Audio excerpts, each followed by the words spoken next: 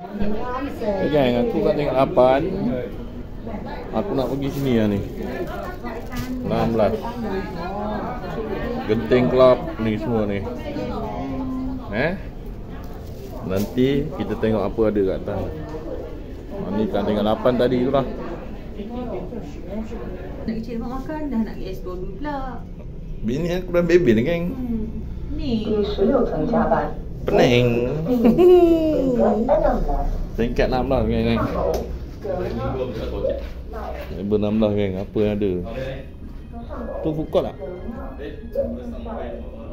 Hot pot and grill.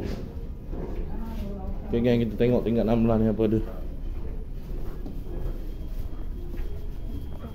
Okey, mana kenyang makan-makan macam ni.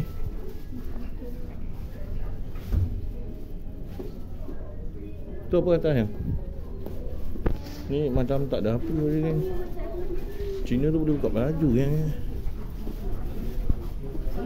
Jom kita tengok belah sana, kan. Ha? Apa? Okey, kan. Kita tengok apa ada. Ha? Datin aku ni marah je, kan. ya, tak sama. Sup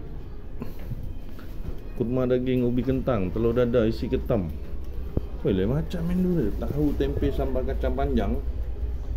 Ni menu dia, geng. Nasi putih. Tak apa benda lah. Yang kan dia ada bagi makan free tu. Itu yang kita cari dulu lah. Bini aku ni nak marah je. Aku nak cepat je, kan. Aku lapar. Nanti aku belanja kau kat dalam lah. Tengok. Ni tempat makan halal punya, kan. Tapi ada arak.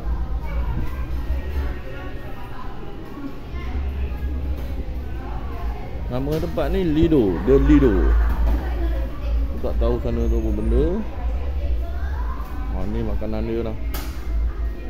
Bini aku tinggal pergi tengok apa benda lagi yang boleh dicekik.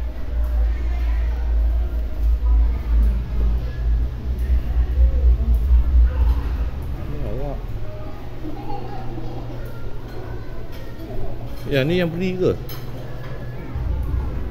Ada free kita bayar kan? Bukan kita bayar, anti tu bayar kan? Yalah yang sekali tiket, kan.